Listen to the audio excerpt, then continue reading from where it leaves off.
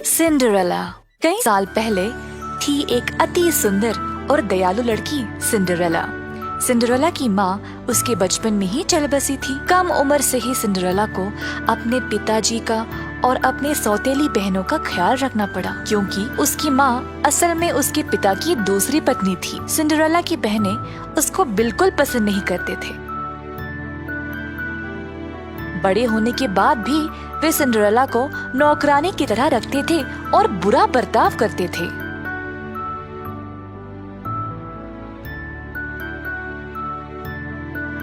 एक दिन सारे राज्य को एक महाजश्न के लिए राजमहल में आमंत्रित दिया गया। सिंड्रेला 17 वर्ष की हो चुकी थी और महाराज ने राज्य की सारी जवान लड़कियों को ग्रैंड बॉल के लिए बुलाया था।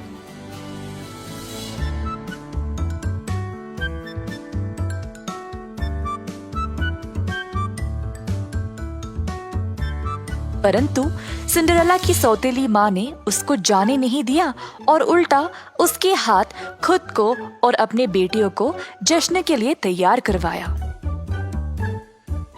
दिन भर उससे काम करवाया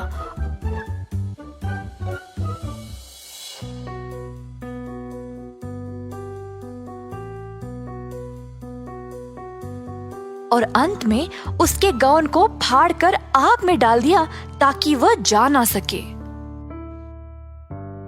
फिर उसको घर पर अकेला छोड़कर चले गए। सिंड्रेला दुखी होकर रोने लगी।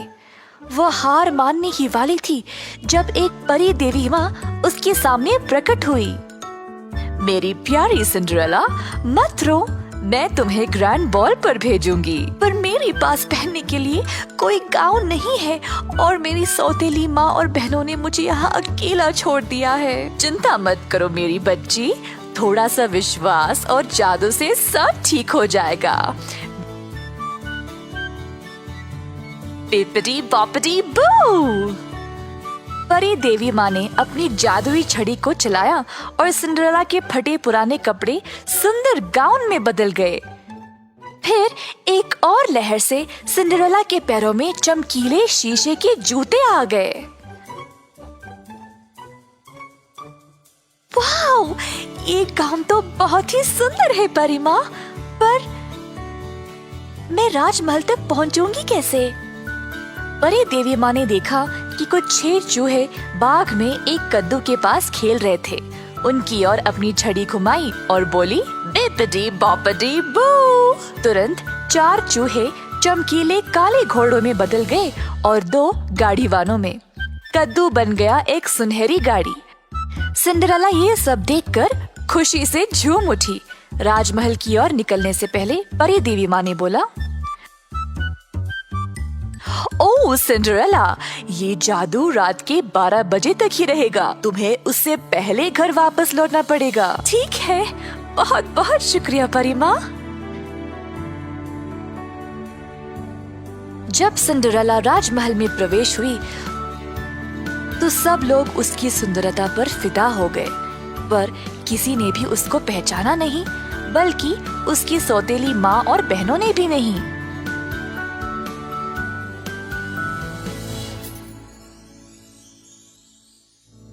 सुंदर राजकुमार को सिंड्रेला को देखते ही उससे प्यार हो गया। उसके पास गया और पूछा, क्या तुम मेरे साथ डांस करोगी? हाँ। राजकुमार ने पूरा समय सिर्फ सिंड्रेला के साथ डांस किया। सिंड्रेला राजकुमार के साथ इतनी खुश थी कि उसको समय का पता ही नहीं चला। अचानक से उसको समय का याद आया और वो तुरंत घर की ओर वापस दौड़ निकली। ओह नहीं, मुझे जाना पड़ेगा, बोली सिंड्रेला और राजमहल से बाहर निकलने लगी। जल्दी में उसका एक शीशे का जूता निकल आया और सिंड्रेला को उसको वापस उठाने का समय भी नहीं था।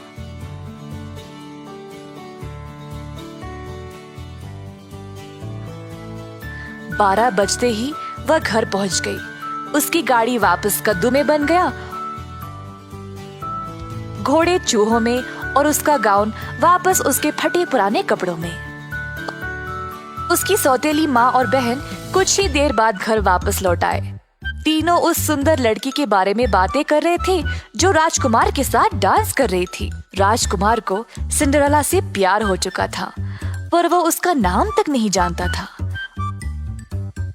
उसको सिंड्रेला की शीशे की जूती मिली।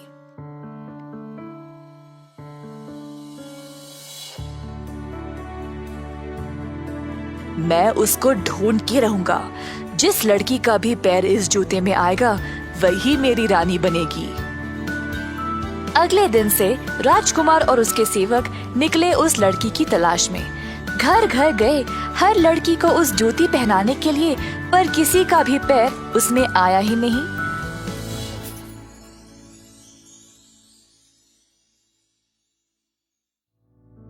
अंत में राजकुमार सिंड्रेला के घर आया।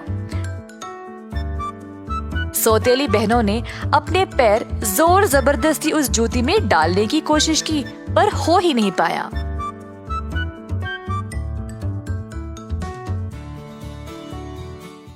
इस बीच सिंड्रेला की सौतेली माँ ने उसको कमरे में बंद कर दिया था ताकि राजकुमार उसको देख ना सके। सिंड्रेला तड़प के रोने लगी, ये ना जानते हुए कि वह क्या करे। अपने आप को बेहतर महसूस कराने के लिए सिंड्रेला गाना गाने लगी। इसी दौरान अब राजकुमार ने हार मान ही ली जब अचानक से उसको सिंड्रेला की सुरीली आवाज सुनाई दी।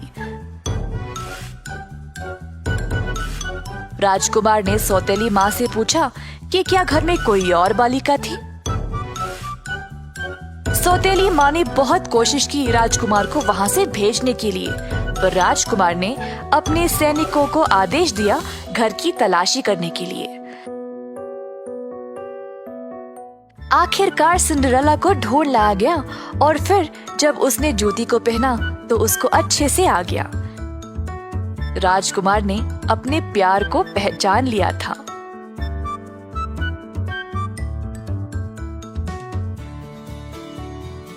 सिंड्रेला, क्या तुम मेरी रानी बनोगी? तुम दयालु और धैर्यवान हो। जी हाँ मेरे राजकुमार। तो अंत में सिंड्रेला और राजकुमार की शादी हो गई और दोनों ने खुशी से अपनी जिंदगी का शुरुआत किया। सिंड्रेला ने अपने बहनों को भी माफ कर दिया। वह एक बहुत ही दयालु महारानी थी और सारी प्रजा उससे बहुत प्यार करती थी।